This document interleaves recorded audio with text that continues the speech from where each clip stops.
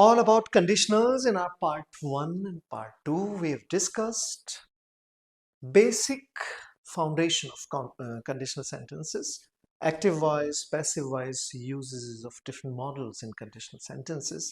Today we're going to discuss B type sentences in conditional category. Let's look at first example. If I were you, I wouldn't be sober.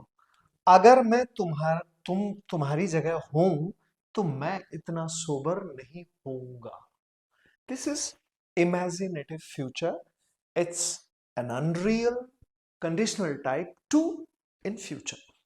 इसमें जब आप वाक्य बनाने जाएंगे तो ये फिक्स है. आई हो, ही हो, शी हो, सब्जेक्ट में आप कुछ भी लीजिए. When you use was or were, the unreal condition is emphasized when we use was or were with it. तो हम देख रहे हैं if वाले क्लॉज में past tense है. If I were you, I wouldn't be sober.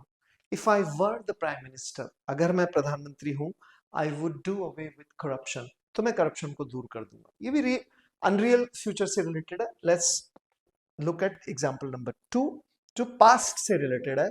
Hypothetical past, conditional type 3 in B type.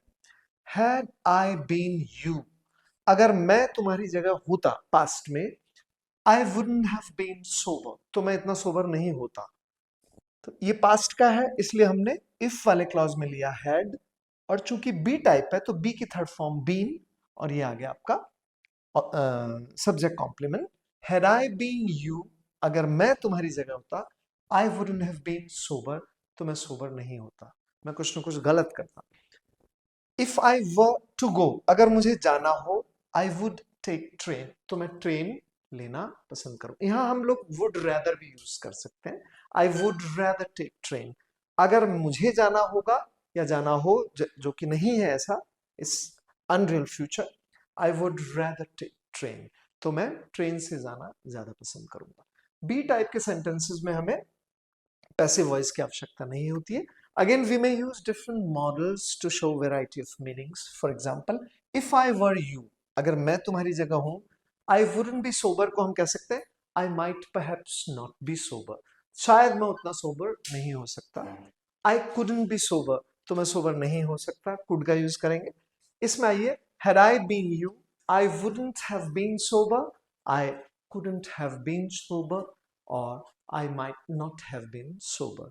ये तीन डिफरेंट मॉडल्स आप यूज करके इसको अलग अर्थ की अभिव्यक्ति कर सकते हैं. तो this was our part 3. Keep watching us and don't forget to take exercises whose links are given below. Thank you.